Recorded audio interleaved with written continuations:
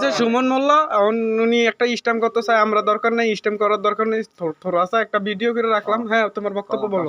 বক্তব্য হইলো যে হ্যাঁ, আসলে বললো এখন এটা সিরিয়াসলি হ্যাঁ কও। বক্তব্য হইলো যে রিয়াদে 700 পাইবো কামের।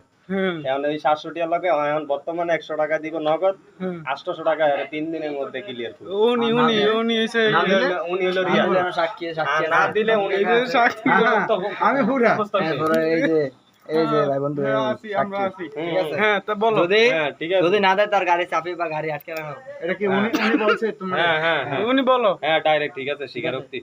তোমার গাড়ি আটকে রাখবো, তোমার গাড়ি আর দিব না। আর রাখেন তাহলে আপনারে দিগেছি আমি গাড়ি আটকান লাগবো না, টাকা দিমু। গাড়ি আটকানো লাগবো না, গাড়ি আটকে রাখবো 3 দিনের ভিতরে। টাকা না দিলে, যতক্ষণ তুমি টাকা না দিবে ততক্ষণ তোমার গাড়ি ফেদানি ছুটাইবো নাকি? ফেদানি ছুটাইবো তুমি যতক্ষণ টাকা না দিবে। তুমি আজকে অ্যাকচুয়ালি ঠকলা কি ভাবে? এটা বক্তব্য আর